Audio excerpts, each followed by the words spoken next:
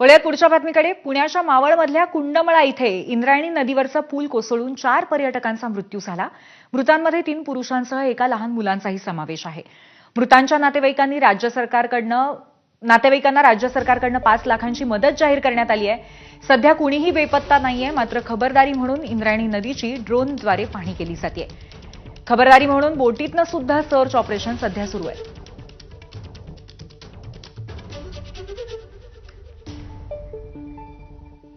बोटीतनं सुरू असलेल्या याच सर्च ऑपरेशनचा आढावा घेतलाय आमचे प्रतिनिधी नाझिम मुल्ला यांनी.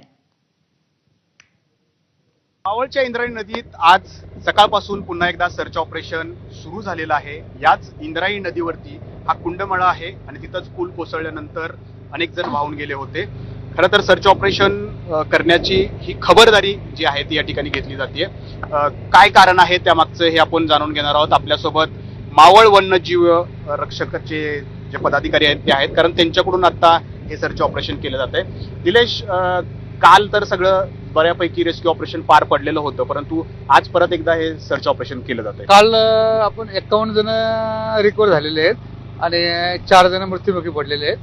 बाकीचे अजून तरी मिसिंग कोणी दाखल नाहीये, पण एक प्रिकॉशन म्हणून किंवा काही आपण सर्चिंग चालू आहे की अजून कुणी वाहून गेलं का काय, असं कुणी मिसिंग जर दाखल नसून केली तरी आपलं एक सर्च करायचं काम चालू आहे. आपलं आपण सगळं शोध कार्य करत आहे. मग आपण कुठपर्यंत हे सर्च ऑपरेशन करणार आहोत? आता आपण हे कुंडमाळा ते खाली बोडकेवाडी सांगोटे बंधाऱ्यापर्यंत आपण सर्च मोहीम करत आहे की बाबा पाण्याच्या दोन्ही साईडने झाडीमध्ये गवतामध्ये कुठे काय अडकलेलं आहे का, कोणी वाहून गेलं का, जरी कोणाची तक्रार नसेल काय नसेल तर एक सर्च ऑपरेशन चालू आहे. कुणी जर असं बुडालेलं असेल तर ती बॉडी बाहेर येण्यासाठी एक किती वेळाचा कालावधी लागत असतो? सरासरी 24 तासामध्ये बॉडी बाहेर येते.